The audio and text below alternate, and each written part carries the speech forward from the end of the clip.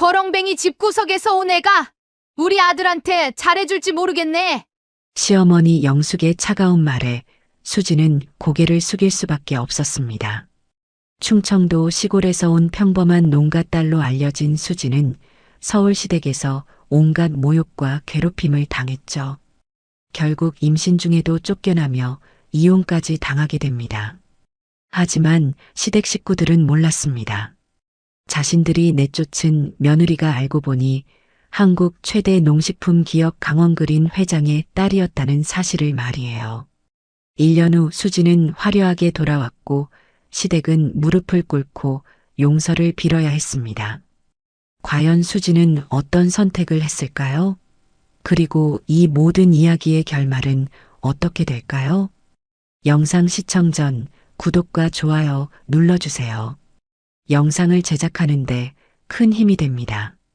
수지는 KTX에서 내려 서울역 대합실을 바라보며 가슴이 두근거렸습니다.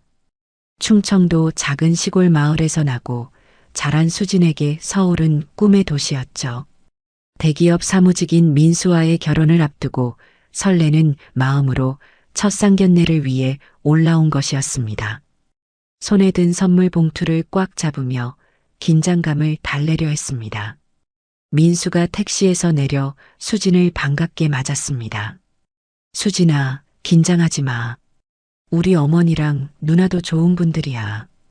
오늘 처음 만날 어머니와 누나 이야기를 하며 긴장하지 말라고 다독여 주었죠. 하지만 종로구 한옥마을에 도착해 대문을 열고 들어서는 순간 분위기가 싸늘했습니다. 마당에서 빨래를 널고 있던 시어머니 영숙이 수진을 위아래로 훑어보더니 코웃음을 쳤습니다. 어머니, 제가 말씀드린 수진입니다. 민수가 어색하게 웃으며 소개했지만 영숙은 대꾸도 없이 집 안으로 들어가 버렸습니다. 시누이 미정이 방에서 나와 수진을 째려보며 말했습니다. 아, 시골에서 온 예비 시누이구나. 정말 소문대로네. 수진은 당황했지만 밝게 인사했습니다. 안녕하세요, 수진이라고 합니다. 잘 부탁드려요. 미정이 비웃듯 말했습니다. 말투부터 촌스럽네. 서울 와서 고생 많이 하겠어요.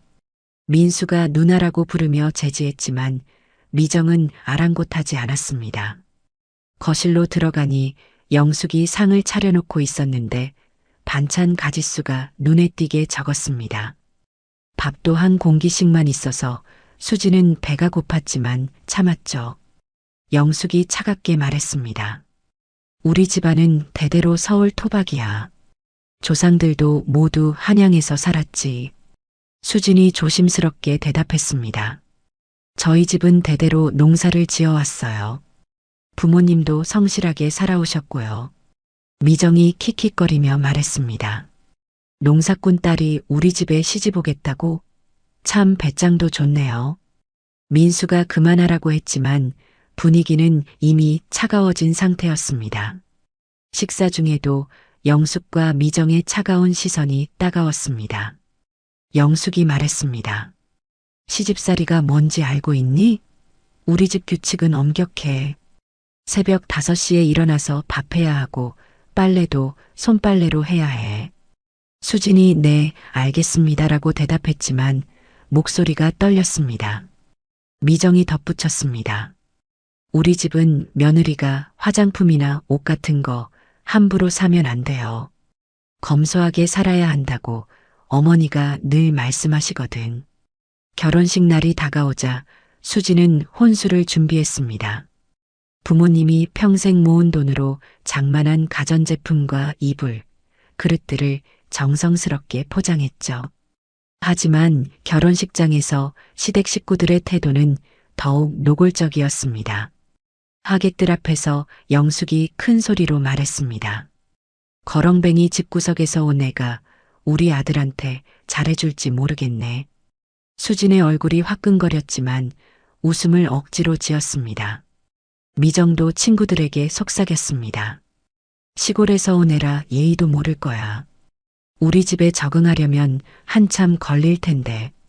신혼집인 시댁 한옥으로 이사 온 첫날, 수진이 가져온 혼수 박스들이 거실 구석에 내팽개쳐져 있었습니다. 영숙이 코방귀를 뀌며 말했습니다. 이런 싸구려 물건들을 혼수라고 가져왔네. 우리 집 격이 안 맞아. 그냥 밖에 내다 버려. 수진이 놀라서 말했습니다. 어머니, 부모님이 정성으로 준비해 주신 건데요. 영숙이 화를 내며 소리쳤습니다. 감히 어른한테 말대답을 해? 시집살이가 뭔지도 모르는 애가. 민수는 직장에 나가고 없었고 수지는 혼자 감당해야 했습니다. 며칠 후부터 은근한 괴롭힘이 시작됐습니다. 저녁상에 수진 몫의 반찬이 나오지 않았죠. 영숙이 뻔뻔하게 말했습니다. 아, 깜빡했네. 시골 애들은 먹성이 좋다던데 우리 집 음식이 입에 맞나? 수진이 괜찮다고 하며 김치로 밥을 먹었습니다. 겨울에는 수진 방의 난방이 갑자기 끊어졌습니다. 보일러 기사를 불러도 이상이 없다고 했죠. 영숙이 시치미를 떼며 말했습니다.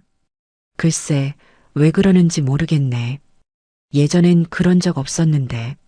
수지는 이불을 열어 장덮고 추위를 견뎠습니다. 미정은 더욱 악랄했습니다. 친구들에게 전화를 걸 때마다 일부러 수진이 들리게 말했죠. 우리 새 시누이 말이야. 시골 농사꾼 딸이래. 학교도 지방 전문대 나왔다던데. 부모님도 농사만 지으시고 집도 낡은 시골집이야. 정말 우리 집 수준이랑 안 맞아. 수지는 이런 말들을 들으며 마음이 찢어졌지만 참았습니다. 남편 민수를 사랑했고 가족이 되고 싶었기 때문이었죠. 어느 날 수진이 빨래를 널다가 옆집 아주머니와 마주쳤습니다. 그 아주머니가 안쓰럽다는 표정으로 말했습니다. 새댁, 고생이 많으시겠어요. 옆에서 들으니 시댁에서 하는 말들이 참. 수진이 괜찮다며 웃었지만 눈가가 촉촉해졌습니다. 그 아주머니가 조용히 말했습니다. 너무 참기만 하지 마세요. 사람이 사람을 그렇게 대하면 안 되는 거예요. 수지는 고개를 끄덕이며 빨래를 계속 널었습니다. 저녁 시간이 되자 민수가 집에 돌아왔습니다. 수진이 반갑게 맞았지만 민수의 표정이 어두웠죠. 영숙이 민수에게 말했습니다. 아들아, 내 마누라 교육 좀 시켜. 시집 와서 어른 말에 대들고 버릇이 없어. 민수가 피곤한 표정으로 수진을 바라봤습니다. 수진아, 어머니 말씀에 그냥 내라고 해. 힘들게 하지 마. 수진의 마음이 무너졌지만 남편을 위해 참겠다고 다짐했습니다. 하지만 시댁 식구들은 수진을 가족으로 받아들일 생각이 전혀 없어 보였습니다. 수진은 화장실에서 임신 테스트기를 들여다보며 두 줄이 선명하게 나타난 것을 확인했습니다. 가슴이 두근거렸죠. 민수와의 아이를 가진다는 기쁨과 시댁에서의 반응에 대한 걱정이 교차했습니다. 저녁 식사 자리에서 수진은 조심스럽게 입을 열었습니다. 어머니, 말씀드릴 게 있어요. 영숙이 밥을 먹다가 고개를 들었습니다. 뭔데? 수진이 떨리는 목소리로 말했습니다. 아기가 생겼어요. 민수가 깜짝 놀라며 수진을 바라봤습니다. 정말이야? 수진이 고개를 끄덕였습니다. 병원에서 확인했어요. 그런데 영숙의 반응은 예상과 달랐습니다. 수저를 탁 내려놓으며 화를 냈습니다. 뭐라고? 아이를 가졌다고? 영숙의 목소리가 점점 커졌습니다. 당장 없애. 그런 아이는 낳으면 안 돼. 수진이 당황하며 말했습니다. 어머니, 무슨 말씀이세요? 영숙이 발작적으로 소리쳤습니다. 너 같은 집안 피가 섞인 아이를 우리 가문에 들릴 수 없어. 당장 병원 가서 수술받아. 민수가 어머니를 말렸습니다. 어머니, 그럴 수는 없어요. 제 아이인데. 영숙이 민수를 노려봤습니다. 내가 뭘 안다고 그래? 가문의 혈통이 얼마나 중요한지 몰라. 미정도 거들었습니다. 어머니 말씀이 맞아요. 시골 농사꾼 핏줄이 우리 집안에 들어오면 안 되죠. 수진이 눈물을 글썽이며 말했습니다. 저도 사람이에요. 제 아이도 소중한 생명이고요. 영숙이 비웃었습니다. 사람? 너 같은 게 사람이야? 거렁뱅이 주제에 감히 우리 집에서 새끼를 베다니. 수진의 마음이 찢어졌지만 배를 감싸며 말했습니다. 전 이 아이를 지킬 거예요. 영숙이 더욱 화를 냈습니다. 지킨다고? 웃기지 마. 내가 살아있는 한 그런 일은 없을 거야. 그날 밤 영숙과 미정은 거실에서 비밀 회의를 열었습니다. 영숙이 말했습니다. 전현을 이 집에서 쫓아내야 해. 아이까지 가졌으니 더는 놔둘 수 없어. 미정이 동의했습니다. 맞아요. 하지만 민수가 반대할 텐데 어떻게 하죠? 영숙이 음흉하게 웃었습니다. 방법이 있어. 민수놈을 설득시켜야지. 미정이 궁금해했습니다. 어떤 방법이요? 영숙이 말했습니다. 이혼시키는 거야. 법적으로 깔끔하게 정리하고 전현을 집에서 내쫓는 거지. 미정이 박수를 쳤습니다. 좋은 생각이에요. 내일 당장 변호사를 불러서 준비해요. 다음 날 영숙은 몰래 변호사를 집으로 불렀습니다. 변호사가 이혼 서류를 준비하며 말했습니다. 남편 동의 없이는 어려운 일입니다만. 영숙이 단호하게 말했습니다. 아들을 설득시킬 테니까 서류만 준비해 주세요. 변호사가 고개를 끄덕였습니다. 알겠습니다. 재산 분할은 어떻게 하시겠습니까? 영숙이 냉정하게 답했습니다. 한 푼도 줄 필요 없어요. 저런 년이 뭘 가져간다고. 미정이 옆에서 맞장구 쳤습니다. 당연하죠. 빈손으로 왔으니까 빈손으로 나가는 게 맞아요. 저녁에 민수가 집에 돌아오자 영숙이 단둘이 이야기하자고 했습니다. 민수야, 어머니 말 좀 들어봐. 민수가 피곤한 표정으로 앉았습니다. 무슨 말씀이세요? 영숙이 진지하게 말했습니다. 수진이랑 이혼해야 해. 민수가 깜짝 놀랐습니다. 갑자기 무슨 소리예요? 영숙이 목소리를 높였습니다. 갑자기가 아니야. 전현 때문에 우리 가문이 망하게 생겼어. 민수가 반박했습니다. 수진이가 뭘 잘못했다고 그러세요? 영숙이 화를 냈습니다. 잘못한 게 한두 개야? 집안격에 안 맞는 주제에 아이까지 가져서 혈통을 더럽히려 하고. 민수가 어머니를 말렸습니다. 어머니, 너무 심하세요. 수진이도 제 아내고 아이도 제 자식인데. 영숙이 협박조로 말했습니다. 그럼 너는 어머니보다 전현이 더 소중하다는 거냐? 어머니가 죽어도 상관없다는 거지? 민수가 당황했습니다. 그런 게 아니에요. 영숙이 눈물을 흘리며 말했습니다. 어머니가 평생 너를 키우면서 얼마나 고생했는데. 이제 와서 시골년 편을 들 거야? 민수가 머리를 감싸쥐었습니다. 어머니, 제발 그러지 마세요.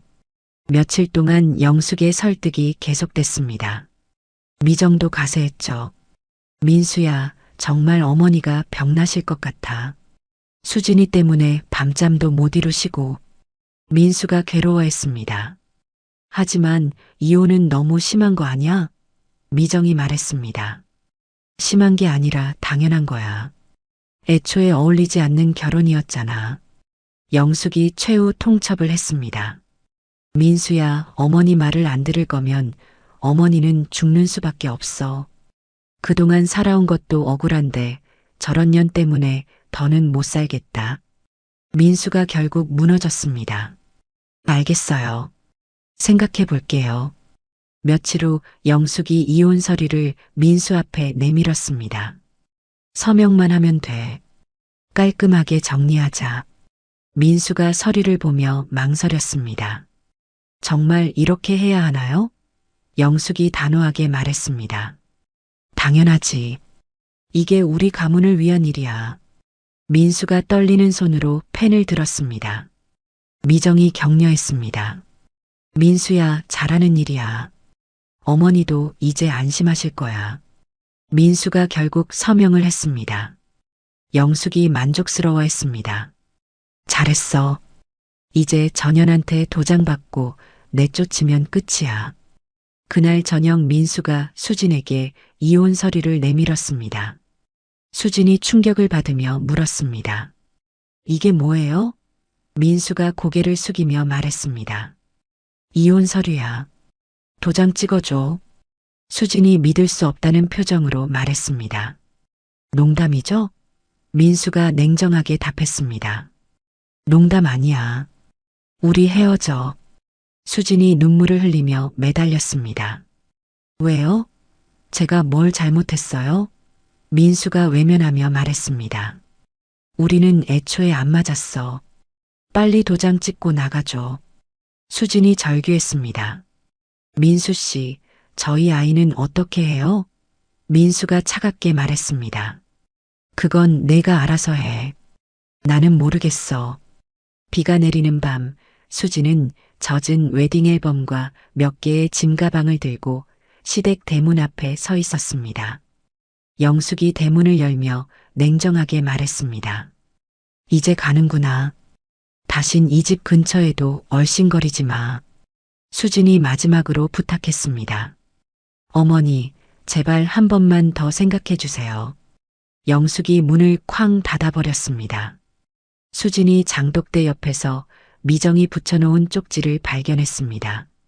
내 출신을 잊지 말아라고 써 있었죠. 수진은 배를 감싸며 눈물을 흘렸습니다. 아가야, 엄마가 꼭 지켜줄게. 우리 둘이서라도 잘 살아보자. 비에 젖은 채 수진은 시댁을 등지고 걸어갔습니다. 수진은 KTX에서 내려 충청도 역사를 바라보며 깊은 숨을 쉬었습니다. 시댁에서 쫓겨난 지 사흘이 지났지만 아직도 믿기지 않았죠. 임신한 몸으로 갈 곳이 친정밖에 없었습니다. 택시를 타고 익숙한 시골길을 달리며 어린 시절 추억이 떠올랐습니다. 부모님께 어떻게 말씀드려야 할지 걱정이 앞섰죠. 겉으로는 평범한 농가로 보이는 집 앞에 도착했습니다. 하지만 뭔가 이상했습니다. 정원에 고급 외제차들이 여러 대 주차되어 있었거든요. 벤츠, BMW, 아우디까지 줄지어 서 있었습니다. 수진이 현관문에 다가서자 인터폰 화면이 자동으로 켜졌습니다. 첨단 보안 시스템이 설치되어 있었죠. 언제 이런 시설을 갖춘 건지 신기했습니다. 문이 열리고 정장을 입은 남자가 나왔습니다. 수진 아가씨 맞으시죠? 회장님께서 기다리고 계십니다. 수진이 당황하며 물었습니다. 회장님이요? 저희 아버지 말씀이신가요? 그 남자가 정중하게 고개를 끄덕였습니다. 네, 강 회장님께서 오늘 오신다고 연락받았습니다. 수진은 더욱 혼란스러웠습니다. 아버지가 회장이라니 무슨 소리인지 이해할 수 없었죠. 집 안으로 들어서니 완전히 다른 세상이었습니다. 겉보기엔 시골 양옥집이었지만 내부는 최첨단 시설로 가득했습니다. 대리석 바닥에 고급 가구들이 배치되어 있었고 벽에는 유명 화가들의 그림이 걸려 있었죠.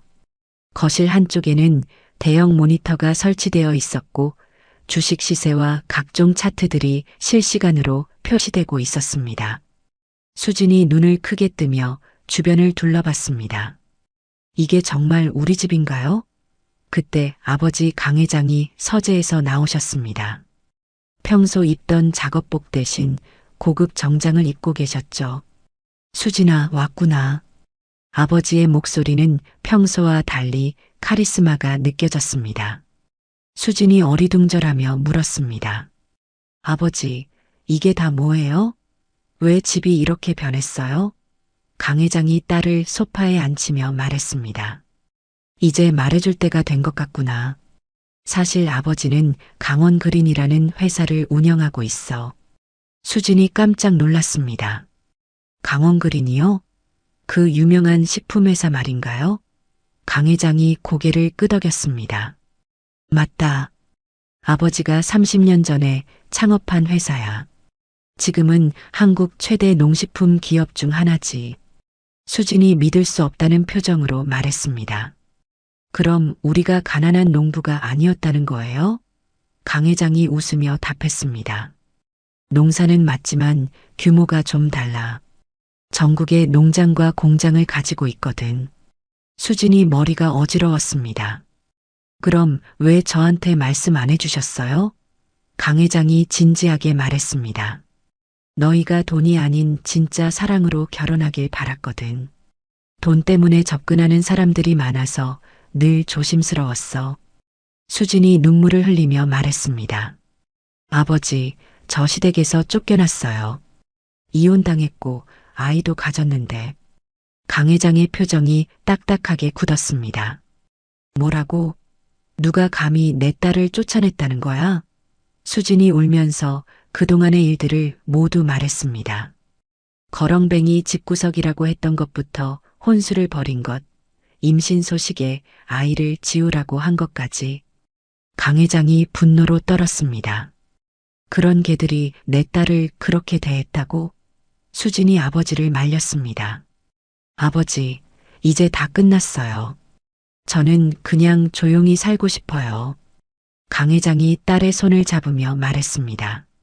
수진아, 아버지가 늘 말했잖니. 우리는 당당하게 살아야 한다고.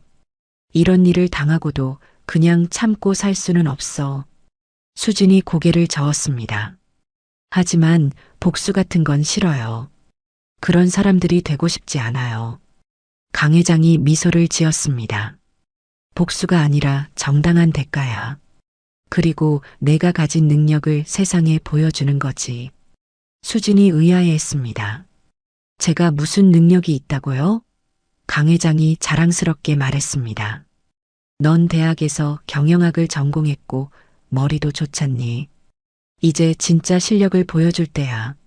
다음 날부터 강 회장은 수진에게 본격적인 경영 교육을 시켰습니다. 회사 임원들이 집으로 와서 재무, 마케팅, 법무 등 다양한 분야를 가르쳤죠. 수진이 처음엔 어려워했지만 점점 흥미를 느끼기 시작했습니다. 특히 농식품 유통에 대한 이야기는 정말 재미있었어요. 강 회장이 말했습니다. 수진아, 이제 내 이름으로 자회사를 하나 만들어보자. 수진이 놀랐습니다. 저한테 회사를 만들어 주신다고요? 강 회장이 웃었습니다. 만들어주는 게 아니라 내가 직접 경영하는 거야. 아버지는 뒤에서 조언만 해줄게. 수진은 법무팀과 함께 자회사 설립 절차를 밟기 시작했습니다. 회사 이름은 수진푸드로 정했죠. 주요 사업은 유기농 식품 유통이었습니다. 수진이 임신 중이라 무리하지 않는 선에서 천천히 준비했습니다. 강 회장이 전국의 우수한 농가들을 소개해 주었고 유통망도 확보해 주었죠. 수진은 매일 공부하며 사업 계획을 세웠습니다. 아이를 위해서라도 성공해야겠다고 다짐했어요. 한편 서울에서는 민수의 회사에 큰 변화가 일어나고 있었습니다. 수진이 쫓겨난 지 한 달 만에 민수가 다니던 회사가 부도 위기에 처한 거죠. 회사 사장이 투자 사기에 걸려 모든 자금이 날아갔습니다. 민수는 하루아침에 실직자가 되었어요. 퇴직금도 받지 못한 채 집으로 돌아온 민수를 보며 영숙이 당황했습니다. 무슨 일이야? 왜 이렇게 일찍 들어왔어? 민수가 힘없이 말했습니다. 회사가 망했어요. 오늘부터 무직이에요. 영숙과 미정이 충격을 받았습니다. 그동안 민수 월급으로 생활해 왔는데 갑자기 수입이 끊긴 거죠. 미정이 걱정스럽게 말했습니다. 민수야, 그럼 우리 어떻게 살아? 집 대출금도 있고 생활비도 필요한데. 민수가 머리를 감싸 쥐었습니다. 모르겠어. 다른 회사를 알아봐야지. 하지만 경기가 안 좋아서 취업이 쉽지 않을 것 같았습니다. 영숙이 점점 불안해졌습니다. 수진이 있었다면 적어도 가사일은 도움이 됐을 텐데 하는 생각이 들었거든요. 하지만 이미 돌이킬 수 없는 상황이었습니다. 수진은 친정에서 새로운 삶을 준비하며 마음의 평화를 찾아가고 있었습니다. 강 회장이 최고의 산부인과 의사를 소개해줘서 아이도 건강하게 자라고 있었어요. 수진이 아버지에게 말했습니다. 아버지, 정말 감사해요. 덕분에 희망을 되찾았어요. 강 회장이 딸의 머리를 쓰다듬었습니다. 우리 수진이가 원래 이렇게 강한 아이였어. 이제 세상에 내 실력을 보여줄 준비를 하자. 수진이 배를 쓰다듬으며 미소 지었습니다. 곧 세상이 깜짝 놀랄 일이 벌어질 것 같았습니다. 수진이 아들을 출산한 지 6개월 후 드디어 수진푸드의 첫 제품이 출시됐습니다. 유기농 쌀과 된장, 고추장을 시작으로 프리미엄 농산물 라인을 선보였죠. 강 회장이 손자를 안고 있는 수진을 바라보며 말했습니다. 수진아, 이제 정말 시작이구나. 수진이 자신감 넘치는 표정으로 답했습니다. 네, 아버지. 꼭 성공시켜 보일게요. 강 회장이 흐뭇하게 웃었습니다. 벌써 전국 대형마트에서 입점 문의가 쇄도하고 있어. 품질이 워낙 좋다 보니까. 첫 제품 출시 한 달 만에 놀라운 일이 벌어졌습니다. 수진푸드 제품들이 완판되기 시작한 거죠. 특히 유기농 쌀은 출시 즉시 품절 사태가 벌어졌습니다. 수진이 회의실에서 직원들과 회의를 하고 있었어요. 이번 달 매출이 목표치를 300% 넘어섰습니다. 생산량을 늘려야 할 것 같은데요. 수진이 냉정하게 판단했습니다. 무리하게 늘리지 말고 품질 유지에 집중해요. 브랜드 가치가 더 중요해요. 직원들이 감탄하며 고개를 끄덕였습니다. 언론에서도 수진푸드에 관심을 갖기 시작했습니다. 경제 전문지 기자가 수진을 찾아왔어요. 안녕하세요, 수진푸드 대표님. 젊은 나이에 이런 성과를 거두신 비결이 뭔가요? 수진이 차분하게 답했습니다. 농민들과의 상생이 가장 중요하다고 생각해요. 좋은 원재료 없이는 좋은 제품이 나올 수 없거든요. 기자가 더 자세히 물었습니다. 혹시 농업 관련 배경이 있으신가요? 수진이 잠시 망설이다가 말했습니다. 저희 집이 대대로 농업에 종사해 왔어요. 며칠 후 그 기사가 실렸습니다. 시골 출신 청년 사업가의 기적이라는 제목으로 수진의 성공 스토리가 대대적으로 보도됐죠. 기사에는 수진의 사진과 함께 수진푸드의 성장 과정이 자세히 나와 있었습니다. 하지만 아직 강 회장의 딸이라는 사실은 공개되지 않았어요. 수진이 의도적으로 숨겼거든요. 더 큰 임팩트를 위해서였습니다. 한편 서울에서는 민수 가족의 상황이 점점 악화되고 있었습니다.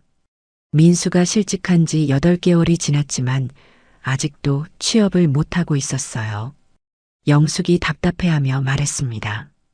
아들아, 아직도 일자리를 못 구했니? 민수가 한숨을 쉬며 답했습니다. 어머니, 요즘 경기가 너무 안 좋아요. 어디서도 사람을 안 뽑아요. 미정도 걱정스럽게 말했습니다. 민수야, 이러다가 집까지 날아가는 거 아니니? 대출 이자도 밀리고 있잖아. 실제로 영숙은 생활비를 마련하기 위해 사채까지 쓰고 있었습니다. 이자가 눈덩이처럼 불어나면서 감당하기 어려운 상황이 됐죠. 사채업자가 집으로 찾아와 협박하기도 했습니다. 빨리 돈 갚지 않으면 집 압류할 거야. 영숙이 벌벌 떨며 말했습니다. 조금만 더 기다려주세요. 아들이 취업하면 바로 갚을게요. 사채업자가 비웃었습니다.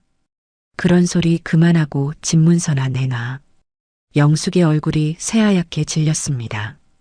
그런 와중에 TV 뉴스에서 놀라운 소식이 나왔습니다. 수진푸드가 방송 프로그램에 소개된 거죠. 아나운서가 멘트를 했습니다. 오늘은 화제의 식품회사 수진푸드 대표를 만나보겠습니다. 카메라가 수진을 비추자 민수가 깜짝 놀랐습니다. 수진이잖아. 영숙과 미정도 황당한 표정으로 TV를 바라봤습니다. 수진이 인터뷰에서 말했습니다. 저희는 전국 농민들과 함께 성장하는 기업이 되고 싶어요. 좋은 먹거리로 국민 건강에 기여하는 것이 목표입니다. 진행자가 궁금한 듯 물었습니다. 그런데 대표님 연세가 참 젊으신데 혹시 특별한 배경이 있으신가요? 수진이 미소를 지으며 답했습니다. 사실 저희 아버지가 강원그린 강 회장이세요. 순간 스튜디오가 조용해졌습니다. 진행자가 놀라며 재확인했습니다. 그럼 강원그린 그룹의 따님이신 거군요? 수진이 당당하게 대답했습니다. 네, 맞습니다. 하지만 제 실력으로 여기까지 온 거예요. 민수 가족은 TV 앞에서 말을 잃었습니다. 그들이 거렁뱅이라고 무시했던 수진이 알고 보니 재벌가 딸이었던 거죠. 영숙이 입을 벌린 채 중얼거렸습니다. 이럴 수가. 그럼 전현이 진짜 재벌 딸이었다는 거야? 미정도 충격을 받아 말을 더듬었습니다. 어머니. 그럼 우리가 지금까지 뭘 한 거예요? 민수는 머리를 감싸쥐고 있었습니다. 내가 정말 바보였구나. 수진이를 그렇게 보내다니. 뉴스는 계속 이어졌습니다. 강원그린 그룹의 계열사인 수진푸드가 올해만 매출 100억을 돌파할 것으로 예상된다고 보도됐어요. 또한 수진이 전국 각지의 농가들과 직거래 계약을 맺어 상생 경영을 실천하고 있다는 내용도 나왔습니다. 리포터가 말했습니다. 수진 대표는 불과 1년 만에 농식품 업계에 떠오르는 스타로 자리매김했습니다. 특히 젊은 경영 감각과 사회적 책임감을 겸비한 모습이 주목받고 있습니다. 영숙이 넋이 나간 채 말했습니다. 우리가 강원그린 딸을 쫓아냈다고? 그럼 우리가 진짜 바보였네. 미정이 후회하며 말했습니다. 어머니, 우리 정말 잘못했어요. 어떻게 이런 일이 생길 수가 있어요? 민수는 아무 말도 하지 못하고 있었습니다. 자신이 얼마나 큰 실수를 했는지 깨닫게 된 거죠. 그들은 TV 속 수진의 당당한 모습을 보며 깊은 후회에 빠졌습니다. 며칠 후 동네 사람들도 모두 그 뉴스를 봤습니다. 옆집 아주머니가 영숙에게 말했습니다. 어머나, 수진이가 그런 집 딸이었어요? 진짜 대단하네요. 영숙이 부끄러워서 고개를 들 수 없었습니다. 다른 이웃도 수군거렸습니다. 그런 좋은 며느리를 왜 쫓아냈을까? 정말 아까운 일했네. 영숙과 미정은 집 밖으로 나가기도 창피한 상황이 됐습니다. 민수는 계속 취업에 실패하고 있었고 집은 곧 경매에 넘어갈 위기에 처했습니다. 그들은 수진의 성공을 지켜보며 절망에 빠져갔습니다. 영숙이 은행에서 최종 통보를 받았습니다. 한 달 안에 대출금을 상환하지 못하면 집이 경매에 넘어간다는 내용이었죠. 영숙이 벌벌 떨며 집으로 돌아왔습니다. 민수야, 미정아. 우리 큰일 났다. 집이 날아가게 생겼어. 민수가 놀라며 물었습니다. 무슨 소리예요? 영숙이 통지서를 내밀었습니다. 은행에서 파산 선고하겠다고 해. 한 달 안에 3억을 갚으라는데 우리가 어떻게 구해? 미정이 울상을 지었습니다. 어머니, 그럼 우리 어떻게 해요? 갈 곳도 없는데. 민수가 머리를 감싸쥐었습니다. 취업도 안 되고 이제 집까지 날아가다니. 영숙이 절망적으로 말했습니다. 이 모든 게 수진이 때문이야. 전현이 우리한테 복수하는 거야. 미정이 고개를 저었습니다. 어머니, 복수가 아니라 우리가 잘못한 거 아니에요? 수진이가 재벌 딸인 줄 알았다면 우리가 그렇게 했겠어요? 영숙이 화를 냈습니다. 그래도 가족이었는데 이렇게까지 하다니. 너무 잔인해. 며칠 후 사채업자들이 집으로 몰려왔습니다. 아저씨들이 협박조로 말했습니다. 이제 더는 못 기다려줘. 집이라도 처분해서 돈 갚으라고. 영숙이 무릎을 꿇으며 애원했습니다. 제발 일주일만 더 기다려주세요. 꼭 해결책을 찾을게요. 사채업자가 비웃었습니다. 해결책? 그게 뭐야? 너희가 지금까지 해결한 게 뭐가 있어? 영숙이 눈물을 흘렸습니다. 민수도 벌벌 떨고 있었고 미정은 숨어서 울고 있었어요. 그날 밤 영숙이 결심을 했습니다. 수진이한테 빌어보자. 다른 방법이 없어. 민수가 반대했습니다. 어머니, 그럴 수는 없어요. 우리가 그렇게 대했는데 어떻게 가요? 영숙이 단호하게 말했습니다. 자존심 챙길 때가 아니야. 우리가 살아야 할 거 아니냐. 미정도 어쩔 수 없다고 동의했습니다. 어머니 말씀이 맞아. 지금은 무엇이든 해봐야 해.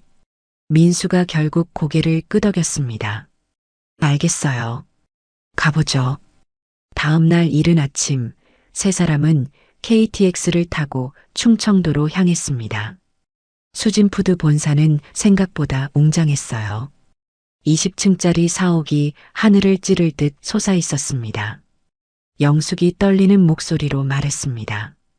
와, 진짜 대단하네. 우리가 무시했던 수진이가 이런 회사를 만들었다니. 민수도 놀라며 건물을 올려다봤습니다. 정말 대박이네. 내가 수진이를 완전히 잘못 봤구나. 1층 로비로 들어서니 대리석 바닥과 고급 인테리어가 눈에 들어왔습니다. 접수 데스크에서 직원이 정중하게 물었습니다. 어떻게 오셨나요? 영숙이 떨리는 목소리로 답했습니다. 수진 대표님을 만나고 싶어요. 직원이 예약 여부를 확인했습니다. 예약이 있으신가요? 대표님은 사전 약속 없이는 만나기 어려운데요. 영숙이 애원했습니다. 제발요. 정말 급한 일이에요. 가족인데 잠깐만 만나게 해주세요. 직원이 내선 전화를 걸어 확인했습니다. 잠시만 기다려주세요. 그런데 곧 보안 요원들이 나타났어요. 죄송하지만 예약 없이는 올라갈 수 없습니다. 로비에서 기다려주세요. 영숙이 당황했습니다. 그럼 언제까지 기다려야 해요? 보안 요원이 냉정하게 답했습니다. 대표님 일정상 오늘은 어려울 것 같습니다. 예약을 잡고 다시 오시기 바랍니다. 영숙이 절망했습니다. 안 돼요. 오늘 꼭 만나야 해요. 내일이면 늦어요. 보안 요원들이 제지했지만 영숙은 물러서지 않았어요. 민수와 미정도 함께 애원했습니다. 제발 수진이한테 전해주세요. 정말 급해요. 하지만 보안 요원들은 단호했습니다. 규칙이니까 양해해 주세요. 영숙이 결국 로비 바닥에 무릎을 꿇었습니다. 수진아, 제발 나 좀 봐줘. 어른이 이렇게 빌고 있잖니. 영숙의 통곡 소리가 로비에 울려 퍼졌습니다. 민수와 미정도 어쩔 수 없이 무릎을 꿇었어요.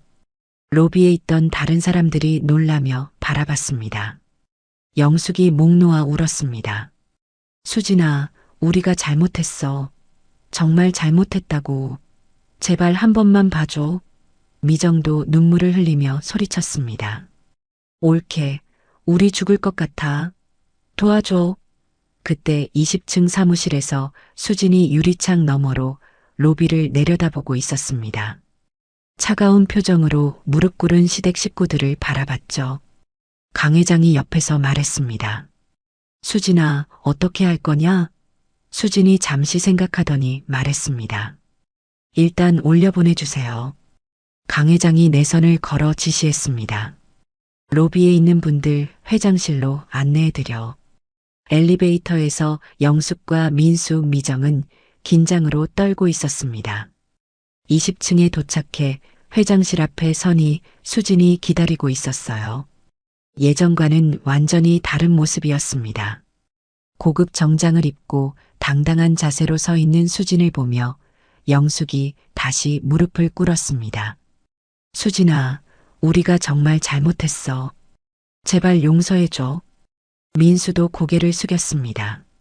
수진아, 미안해. 내가 정말 바보였어.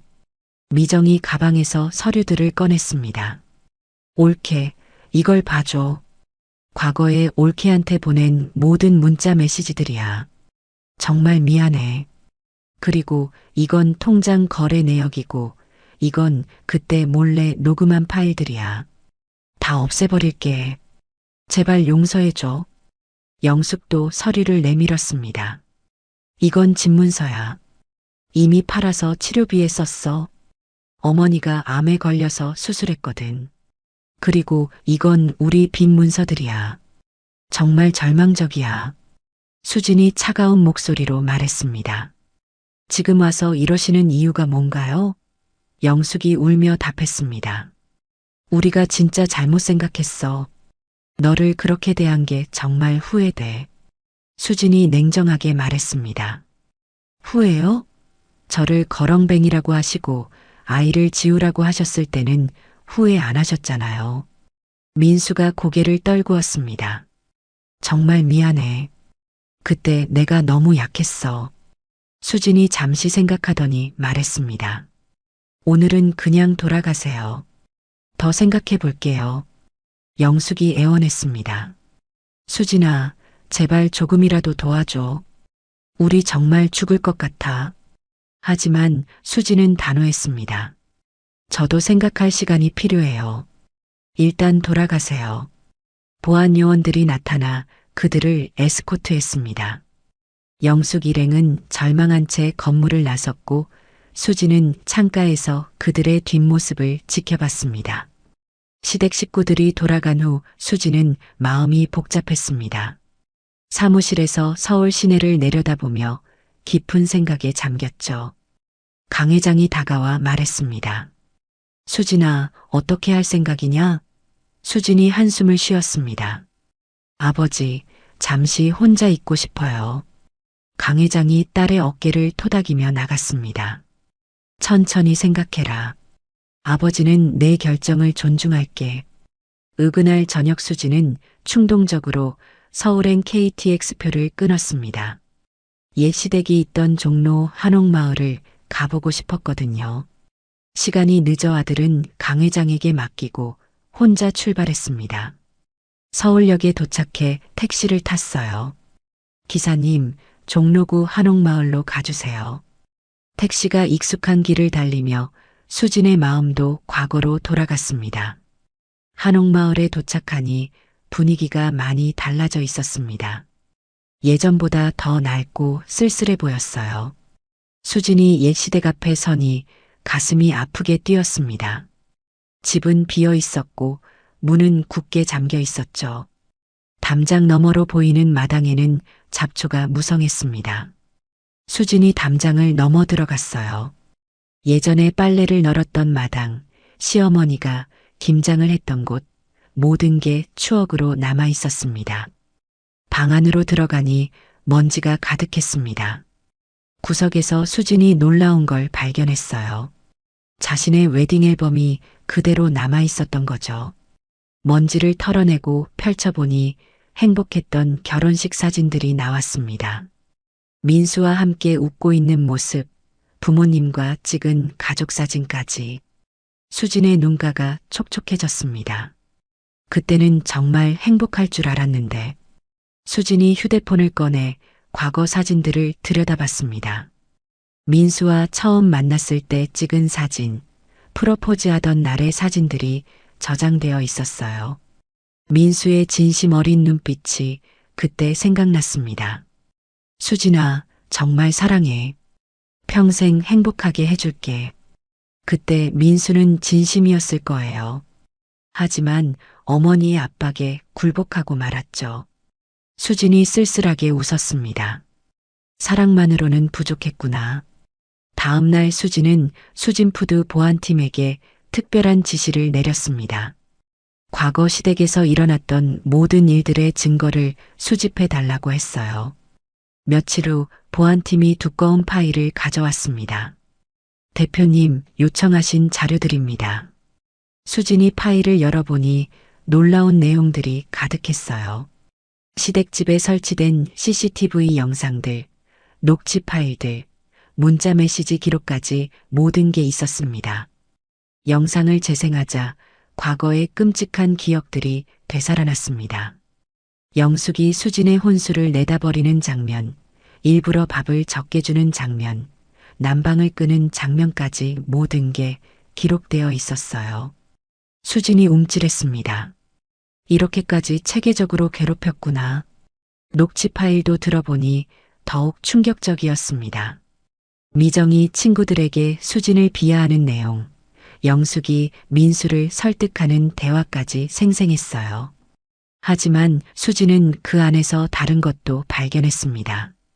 영숙이 혼자 있을 때 걱정하는 모습, 미정이 민수를 위해 우는 장면들도 있었어요. 영숙이 중얼거렸습니다. 수진이가 정말 나쁜 애는 아닌 것 같은데 너무 심하게 한 건 아닐까? 미정도 가끔 후회하는 말을 했어요. 올케가 불쌍하긴 해. 우리가 너무했나? 수진이 복잡한 심정으로 영상을 꺼버렸습니다. 문자 메시지 기록도 살펴봤어요. 미정이 수진에게 보낸 악플들이 수두룩했지만 그 사이사이 민수가 보낸 메시지들도 있었습니다. 수진아, 미안해. 어머니가 너무 심하시는 것 같아. 조금만 참아줘. 민수도 나름대로 고민했던 흔적이 보였어요. 하지만 결국 어머니 편을 들었죠. 수진이 쓸쓸하게 웃었습니다. 결국 모든 사람이 선악으로만 나뉘지 않는구나. 수진은 며칠 동안 고민했습니다. 복수를 위해서라면 이 모든 자료를 언론에 공개할 수도 있었어요. 시댁 식구들을 완전히 망가뜨릴 수도 있었죠. 하지만 그렇게 하면 자신도 그들과 같은 사람이 되는 것 아닐까요? 수진이 아들을 바라보며 생각했습니다. 이 아이에게 복수하는 엄마의 모습을 보여주고 싶지 않아. 강 회장이 수진의 고민을 알아채고 조언했습니다. 수진아, 용서가 꼭 무조건적일 필요는 없어. 조건부 용서도 있는 거야. 수진이 고개를 들었습니다. 조건부 용서요? 강 회장이 설명했습니다. 진정한 뉘우침과 변화를 보여주면 기회를 주는 거지. 하지만 그렇지 않으면 가차없이 대하는 거야. 수진이 아버지의 말에 고개를 끄덕였습니다. 그 방법이 좋을 것 같아요. 수진은 결정을 내렸습니다. 시댁 식구들을 완전히 짓밟지는 않겠지만 진정한 변화를 요구하기로 했어요. 단순히 돈으로 해결할 문제가 아니라 사람으로서의 성장을 요구하는 거였죠. 수진이 비서에게 지시했습니다. 영숙 씨 일행에게 연락해서 내일 오후에 회의실로 오라고 전해주세요. 중요한 제안이 있다고 하고요. 비서가 물었습니다. 어떤 제안을 하실 건가요? 수진이 미소 지었습니다. 그들에게 진짜 인생을 배울 기회를 주는 거예요. 돈으로 해결되는 문제가 아니라 마음으로 해결해야 하는 문제거든요. 수진은 창밖을 바라보며 내일 있을 만남을 준비했습니다.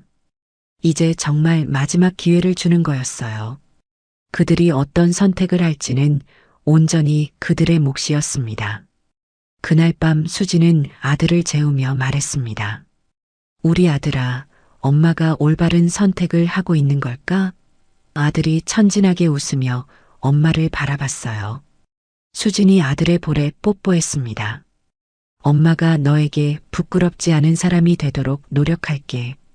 복수가 아니라 용서를 통해 모든 걸 해결해보자.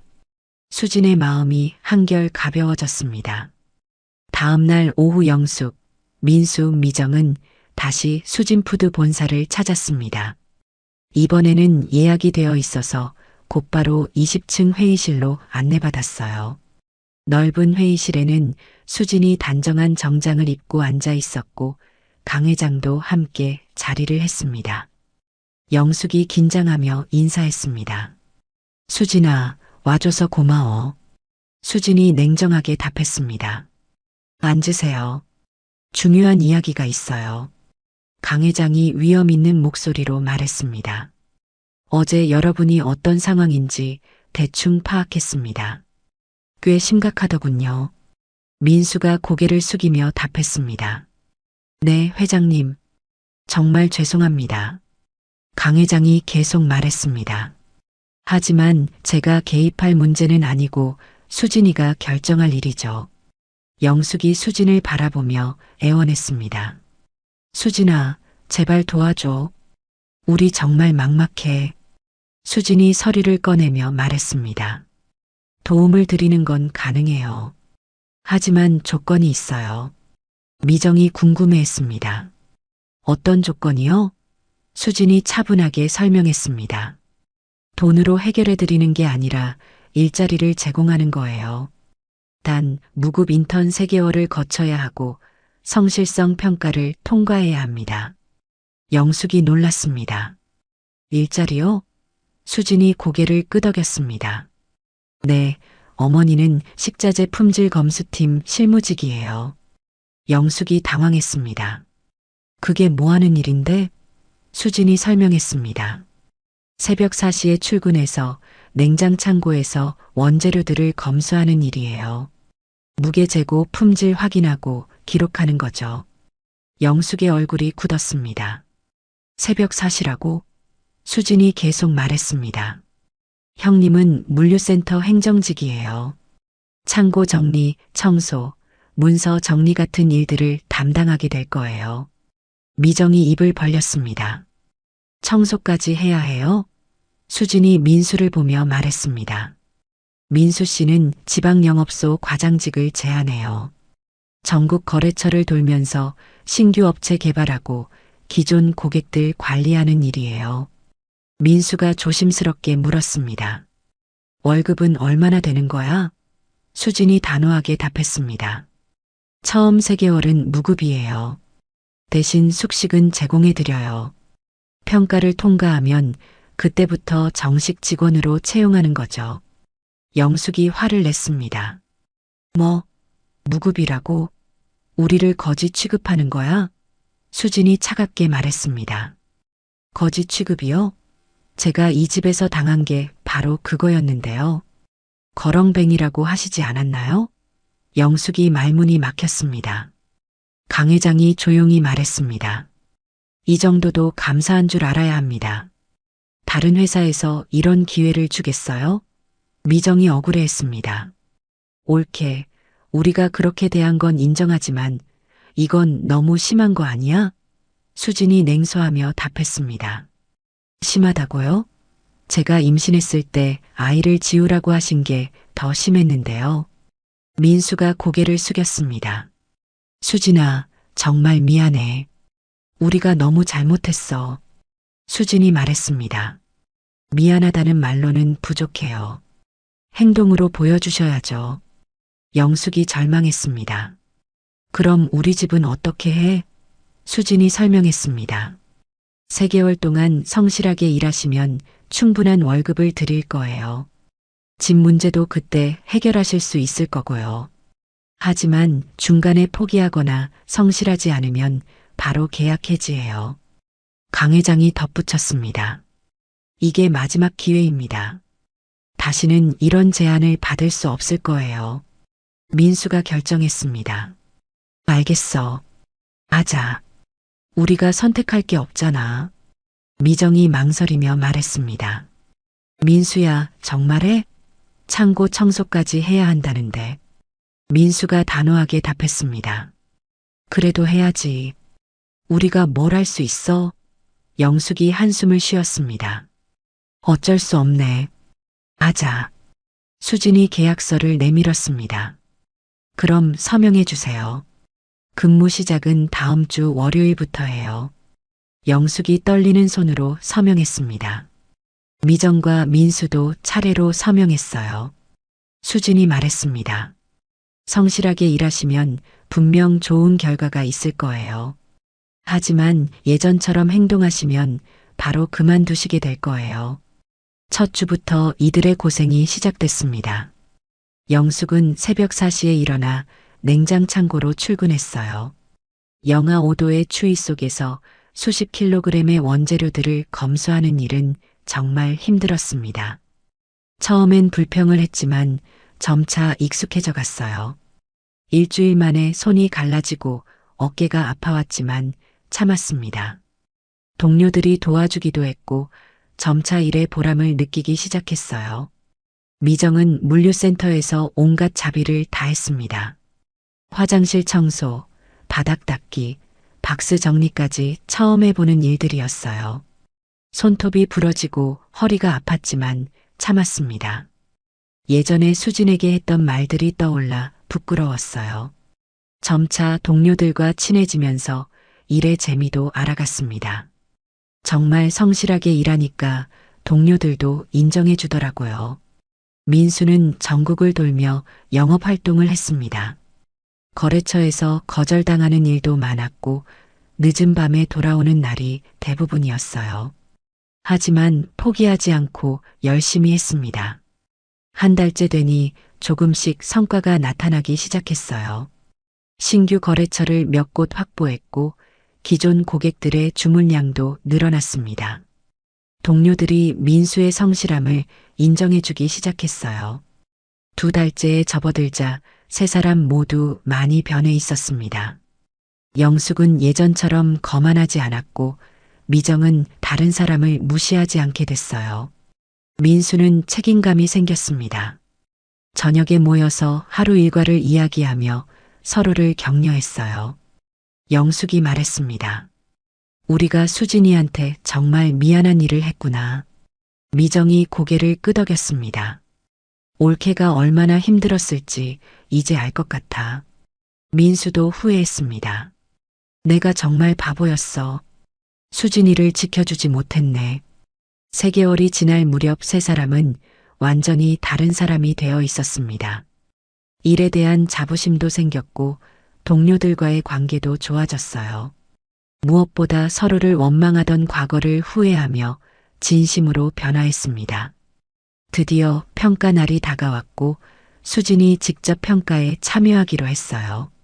이들이 정말 변했는지 확인할 때가 온 거였습니다.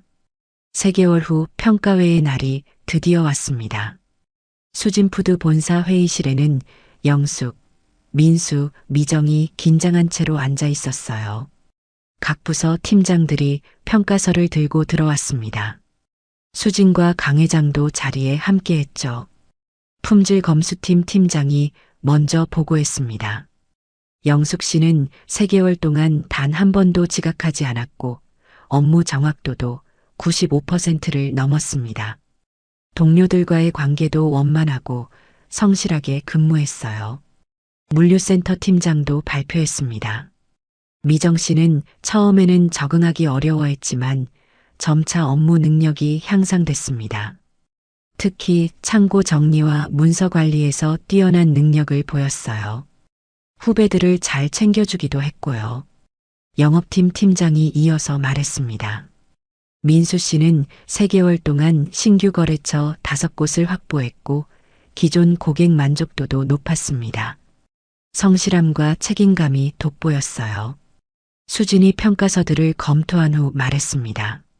모든 분들이 합격 판정을 받으셨네요. 축하드려요. 영숙이 안도의 한숨을 쉬었습니다. 민수와 미정도 기뻐했어요. 수진이 계속 말했습니다. 이제부터 정식 직원으로 채용하겠어요. 월급은 각자 300만 원, 250만 원, 400만 원입니다. 영숙이 놀랐습니다. 이렇게 많이 주는 거야? 수진이 미소 지었습니다. 열심히 일하신 대가예요. 강 회장이 말했습니다. 여러분이 정말 많이 변하셨네요. 처음 왔을 때와는 완전히 다른 모습이에요. 민수가 고개를 숙이며 답했습니다. 회장님, 이 기회를 주셔서 정말 감사합니다. 많은 걸 배웠어요. 미정도 눈물을 글썽이며 말했습니다. 올케, 정말 고마워. 덕분에 제대로 된 사람이 될 수 있었어.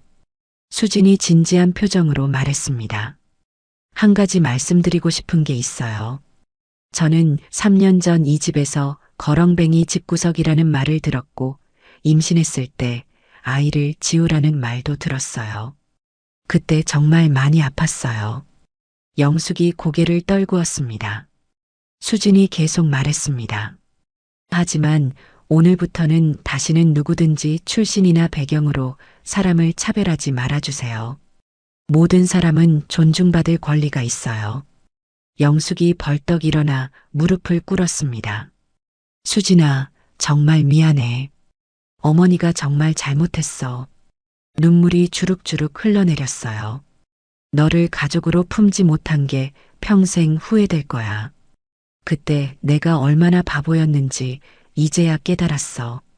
미정도 울면서 말했습니다. 옳게, 나도 정말 미안해. 그때 제가 너무 어렸어. 이제 다시는 그런 실수 안 할게. 민수가 일어나 수진에게 다가갔습니다. 수진아, 나도 정말 미안해. 내가 가장 잘못했어. 내가 힘들 때 지켜주지 못했고, 오히려 상처를 줬어. 정말 바보 같은 남편이었어. 수진이 조용히 영숙을 일으켜 세웠습니다. 어머니, 일어나세요. 이제 다 지난 일이에요. 영숙의 손을 꽉 잡으며 말했습니다. 우리 모두 새로 시작해요. 강 회장이 흐뭇한 표정으로 지켜보고 있었습니다. 수진이 모든 사람을 둘러보며 말했습니다. 힘든 시간이었지만 덕분에 우리 모두 성장할 수 있었어요. 이제 진정한 가족이 된 것 같아요. 영숙이 수진의 손을 더욱 꽉 잡았습니다. 수진아, 고마워. 정말 고마워. 내가 있어서 우리가 이렇게 변할 수 있었어. 회의가 끝나고 모든 사람이 함께 회의실을 나섰습니다. 영숙과 수진이 나란히 걸으며 웃고 있었고 민수와 미정도 편안한 표정이었어요. 강 회장이 창밖에서 이 모습을 바라보며 만족스럽게 웃었습니다. 정말 아름다운 화해였죠. 수진이 영숙에게 말했습니다. 어머니, 이제 손자도 보여드릴 수 있어요. 영숙이 기뻐하며 답했습니다. 정말이야? 빨리 보고 싶어. 며칠 후 이 이야기가 언론에 소개됐습니다. 경제 전문지에서 상생경영의 모범 사례라는 제목으로 수진의 스토리를 다뤘어요. 기사에는 수진이 과거 시댁의 갈등을 슬기롭게 해결한 과정이 자세히 나와 있었습니다. 많은 기업들이 수진푸드의 경영 방식에 관심을 보였고 강연 요청도 쇄도했어요. 수진은 이제 새로운 도전을 준비하고 있었습니다. 해외 시장 진출을 위한 계획을 세우고 있었거든요. 강 회장과 함께 사무실에서 세계 지도를 펼쳐놓고 논의했어요. 아버지, 동남아시아부터 시작하는 게 어떨까요? 강 회장이 고개를 끄덕였습니다. 좋은 생각이야. 현지 농가들과도 협력할 수 있을 거고. 영숙, 민수, 미정은 각자 맡은 업무에서 최선을 다하고 있었습니다. 이제는 진정한 수진푸드 가족이 된 거죠. 저녁에는 가끔 함께 모여 식사를 하며 일상을 나눴어요. 영숙이 손자를 안고 있으면서 말했습니다. 이 아이가 커서 할머니를 자랑스러워했으면 좋겠어. 수진이 웃으며 답했습니다. 그럴 거예요, 어머니. 수진의 성공 스토리는 계속 이어졌습니다. 수진푸드는 국내 최고의 프리미엄 농식품 브랜드로 자리 잡았고 해외 진출도 순조롭게 진행되고 있었어요. 무엇보다 가족들이 진심으로 화해하고 서로를 아끼게 된 것이 가장 큰 성과였습니다. 수진은 아들을 안고 창밖을 바라보며 미소 지었습니다. 새로운 미래가 기다리고 있었어요. 오늘 이야기가 좋으셨다면 구독과 댓글, 알람 설정 잊지 마시고 소중한 댓글 하나가 정말 큰 힘이 됩니다. 시청해 주셔서 진심으로 감사드립니다.